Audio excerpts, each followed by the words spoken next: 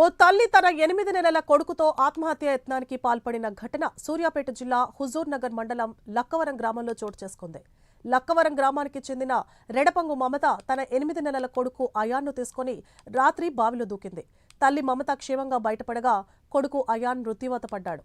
బాలుడి మృతదేహాన్ని హుజూర్ నగర్ ప్రభుత్వ ఆసుపత్రికి తరలించారు. ఇక బాలుడి తండ్రి ఫిర్యాదు మేరకు పోలీసులు కేసు నమోదు చేసి దర్యాప్తు చేపట్టారు.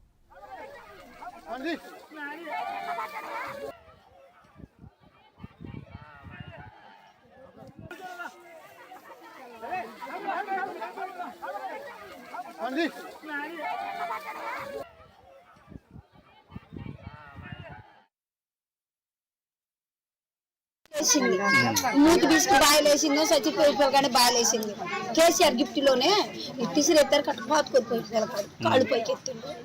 అయితే నేను బాయిలో పడుతున్నాను, అర్జెంటుగా వస్తే నేను బతుకుతా లేకపోతే చస్తాను.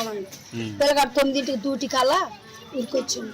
ఊరికొచ్చి పిల్లగాడి తెచ్చి తీసుకొచ్చి ఇంట్లో చూపెట్టలేదు. పిల్ల పడుకోను ఇప్పుడు చెప్పిన పిల్ల పడుకోనుంది ఒకతే పడుకొని ఉంటే పిల్లగాడు ఏం చేసిండు, వాళ్ళు ఎలాగ పిలిచిండు.